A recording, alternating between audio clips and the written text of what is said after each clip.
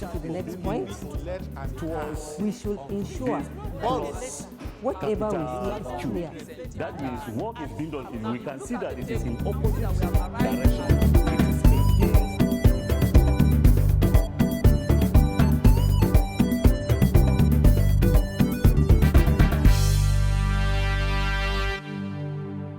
Hello, learners and viewers at home. Welcome to Ministry of Education, Kaduna State Radio, Television, E-Learning. Subject is Commerce. Today we shall be looking at insurance as our topic. In this very particular topic, we shall be looking at the following items: definition of insurance and assurance, difference between insurance and assurance, insurable and non-insurable risks, and basic principle of insurance. Basic principle of insurance.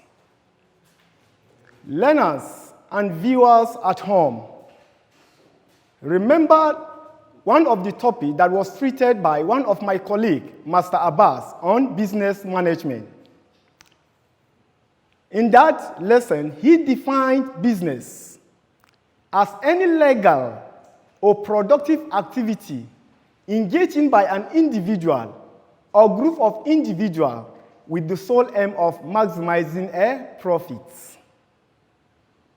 Business is any legal or productive activity engaged in by an individual or group of individuals with the sole aim of making a profit. Now, from this definition we learned so far, the main aim of a business is to make profit. But the question today is that, why is it that some people don't want to go into business? Why is it that some people are afraid to put their resources into business? Most of the people always say that business is full of risks. Yes, I agree that business, it is full of risks. Even life itself is prone to risks. But there is always an agency or a policy that covers such risks. And it is the policy that we are going to look at now. That is insurance. By definition, insurance may be defined as a provision made for the protection of persons or objects against risks. Business is full of risks. Even life itself is prone to risks. Man is faced with many risks in his daily activities. Some of these risks are inevitable. Some are controllable, while others are not. Some are man-made, while others are not, and so on. As I earlier said, that the positive side of any businessman is to maximize profit, while the negative side is to incur loss. But people don't want to go into business because of the risks that is involved. And I said, there is a policy that always covers the risks, and that policy is insurance. By insurance, we are simply talking about the pooling of such risks. Insurance, it is a provision that is made to minimize risks of lives and properties. Now, in a bid to reduce these risks that face man in his daily activities, man signs insurance contract with the insurance companies for the protections of his property against the insurable risks. Now let's look at the meaning of assurance. Meaning of assurance. Assurance, on the other hand, deals with risks or events that must happen. Assurance, as the word implies, deals with risks or events that must happen. In this case, it is not under probability. There are issues, there are events that must take place. There are risks that must take place. You have nothing to do with them. In other words, assurance is based on possibilities. The only risk or event that must happen or occur is death. As we all know, that death is inevitable. Definitely, as I earlier said, that life is prone to risks. Therefore, death is inevitable. Therefore, people assure their lives against death, since they are aware that they must die because death is a death. Anybody always on earth. But what they do not know are when they will die, how and where they will die.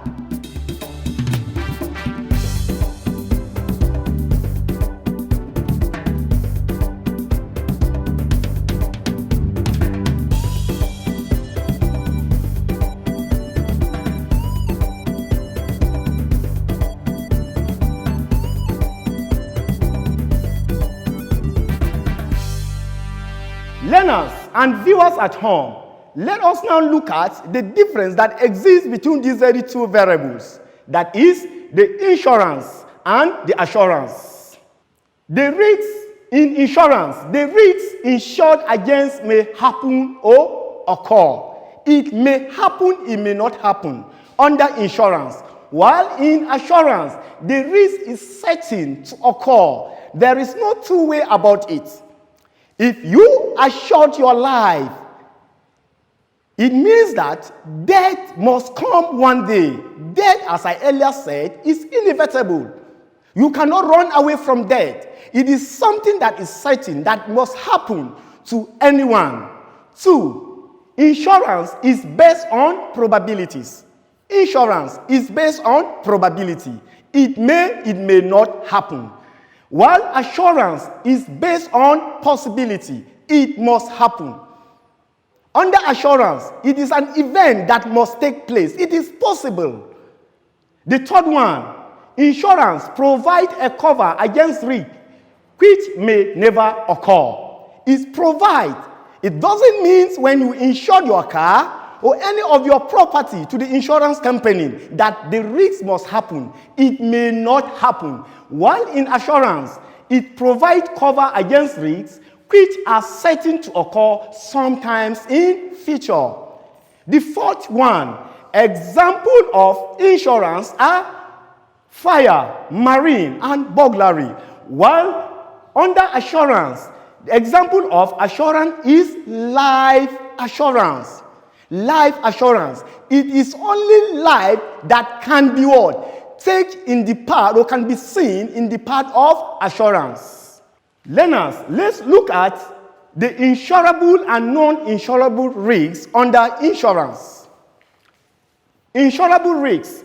These are risks which the insurer can make a provision for or insure against because it is possible to collect, calculate, and estimate the likely future losses. Insurable risks have previous statistics which can be used as a basis for estimating the premium.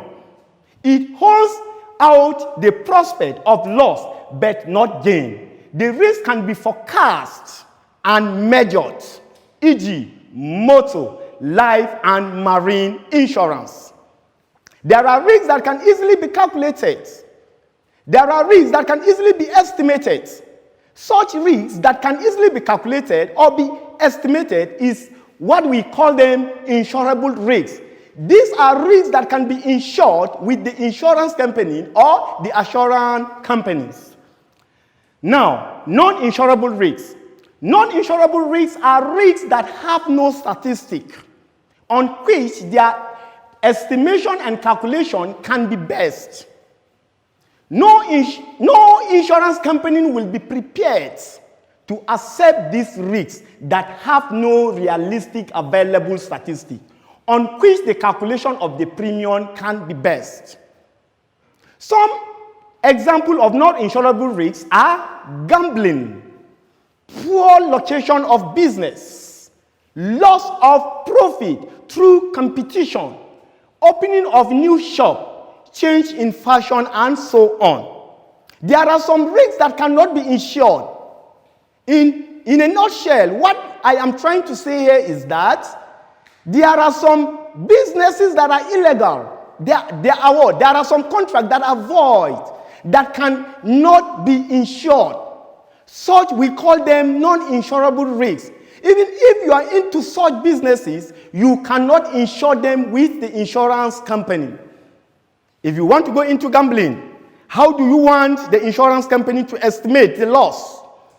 If you want to go into a competition with a competitor, how do you expect the insurance company to estimate the loss that you will incur? So it is always impossible.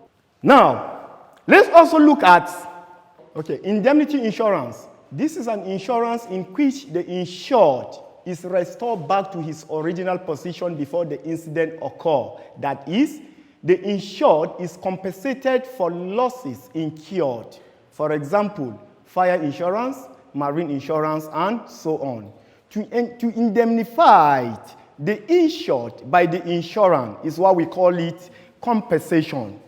To compensate someone for the loss he incurred in the business. Non-indemnity insurance. This is an insurance in which the insured cannot be restored to his original position before the incident occurs. Hence, it is not being taken for purpose of equating losses with the compensation. For example, a person who dies cannot be restored back to life, e.g. life assurance. You cannot indemnify someone's life. If somebody assured his life against life assurance, if that person happens to die, it is what we call it non-indemnity, because you cannot restore someone's life. You can only restore objects. You can only restore losses incurred in businesses, but you cannot restore someone's life. Such is called non-indemnity insurance. Now, learners, we shall be looking at the basic principle of insurance. Basic principle of insurance. To ensure that insurance is not open to abuse, the validity of all insurance and assurance contract rests upon the following basic principles, which are legal aspects of insurance. One of the basic principles of insurance is indemnity. Indemnity. One of the basic principles of insurance is indemnity. This is the principle whereby the insured is compensated by placing him in the former position he was before suffering a loss. Indemnity simply means compensation for loss. For example, learners, when you insured your car against any accident, if your car happened if you happen to have an accident with your car, the insurance company can indemnify you, can restore you, can either repair the car or they may buy a new car for you. Such policy, such principle is what we call it indemnity. They have to compensate or they have to indemnify you for the loss you have incurred. The second principle of insurance is insurable interest. Insurable interest.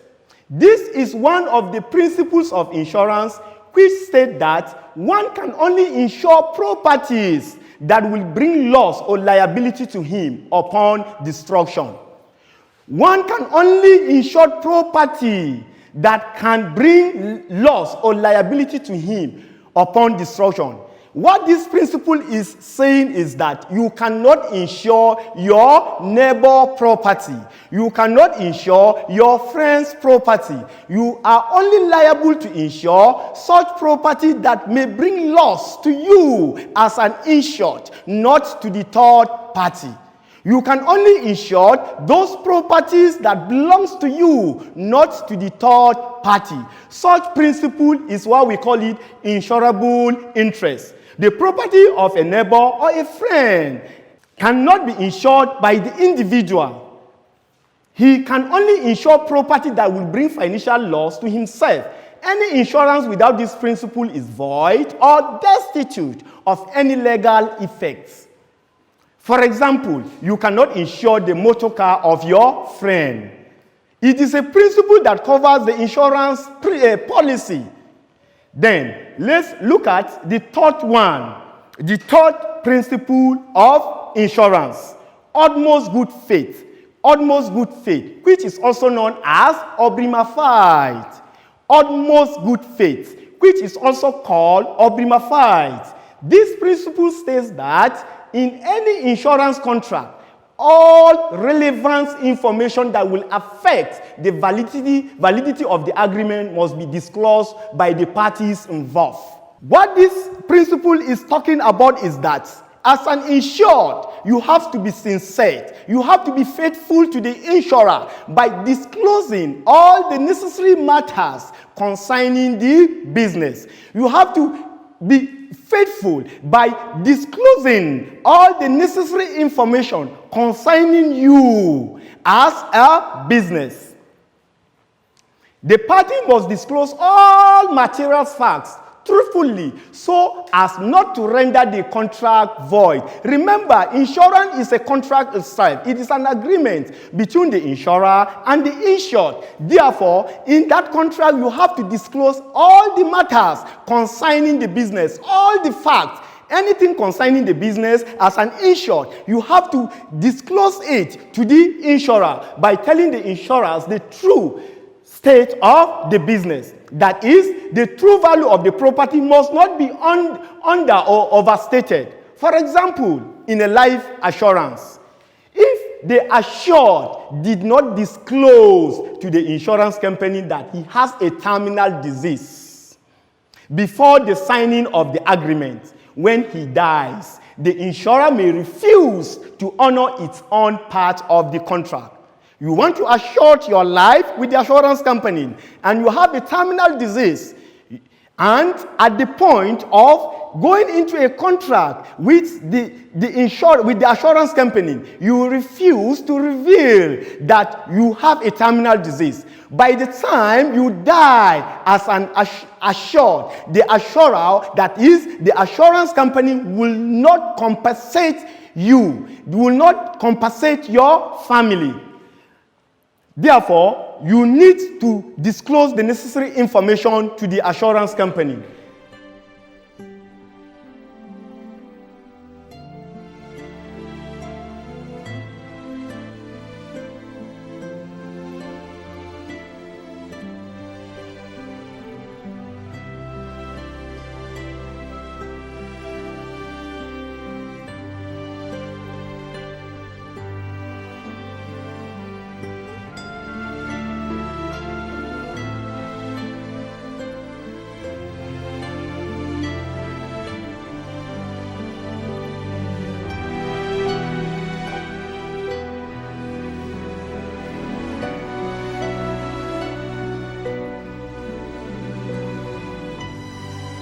Another principle of insurance is contribution. The principle of contribution. The principle states that where a person has insured a certain risk with many insurance companies, he cannot claim compensation in full from each of the insurance companies. When you insured your car, you insured your house, you assure your life to many insurance companies. When the loss occurs, you should not expect full compensation from all these insurance companies. This means that each of the insurance companies will pay a certain proportion of the loss. The insured cannot make gain or profit if he has been settled by one insurance company. He is not entitled to receive contribution from other insurance firms.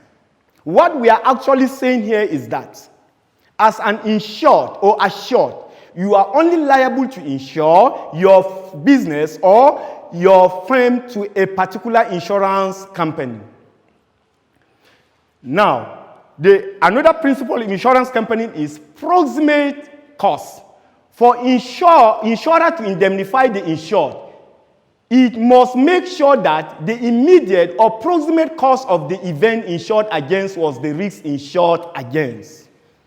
When you insured your car against accidents, and if your car was stolen, you shouldn't expect the insurance company to compensate because this principle is lacking.